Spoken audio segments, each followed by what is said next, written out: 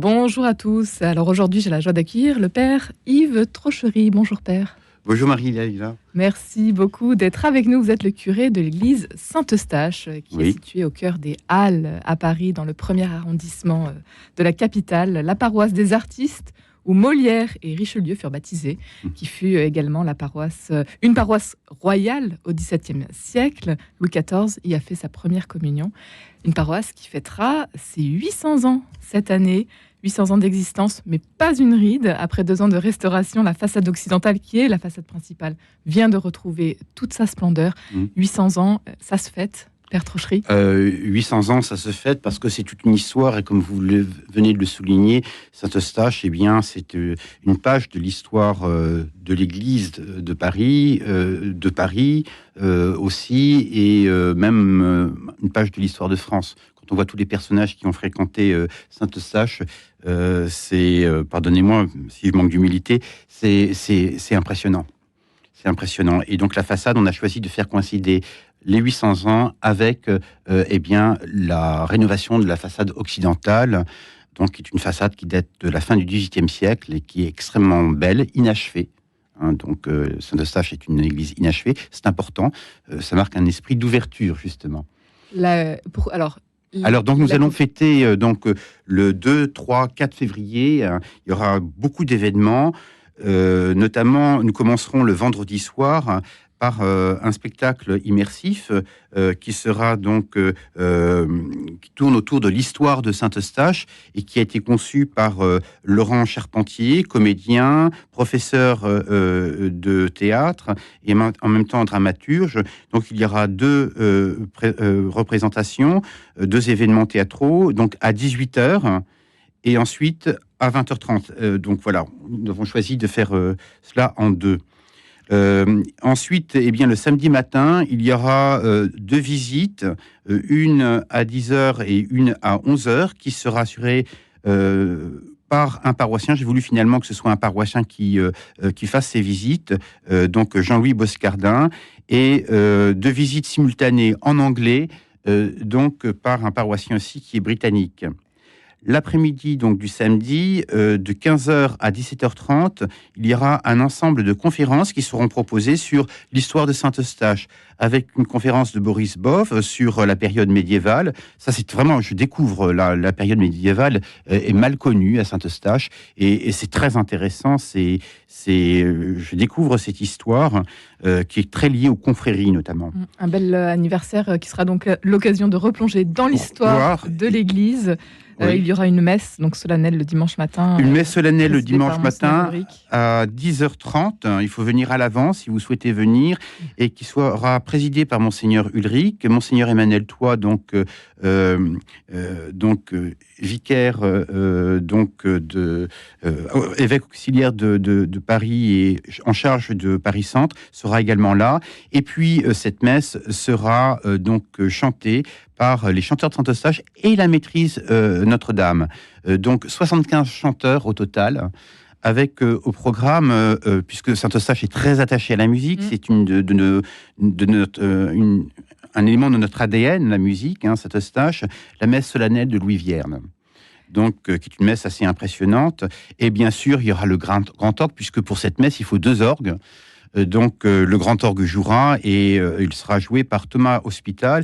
Il y aura une petite surprise à la fin, donc au moment de la bénédiction de la façade, à la fin de la célébration. Une petite surprise, un petit moment solennel. Et ensuite, nous aurons un buffet cocktail dans l'église.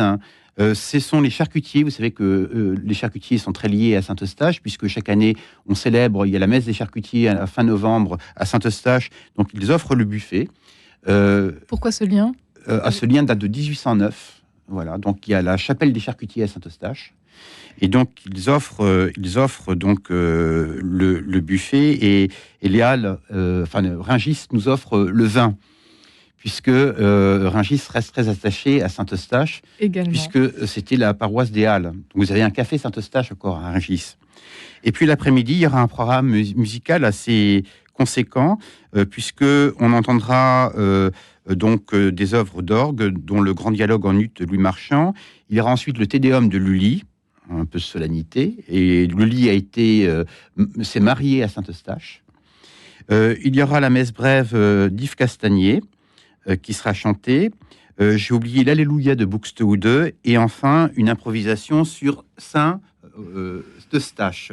Voilà, par une composition, une improvisation qui sera faite par Baptiste Florian Marlouvrard. Très beau programme donc pour ces 800 ans d'existence. Saint-Eustache, c'est l'occasion de découvrir ou de redécouvrir ce monument, ce grand monument, taille d'une cathédrale, tout de même 24 chapelles. Faut pas te dire trop haut. Mais Saint-Eustache sous plafond est un peu plus haute que Notre-Dame. Un grand orgue qui est le troisième le plus imposant de France, après celui de Notre-Dame et de Saint-Sulpice. Oui, il y a 8000 tuyaux, 20 mètres de hauteur, 101 jeux, 5 claviers. Et c'est un orgue qui nécessite d'être restauré. Donc là, je lance un petit appel. J'ai besoin de mécènes. Voilà, et 800 000 personnes transitent chaque année. C'est à peu près 800 000 lieu très fréquenté. Et l'orgue, à peu près 25 000 personnes écoutent l'orgue par an. Les concerts sont réputés à Saint-Eustache. Le dimanche à 17h, tous les dimanches à 17h.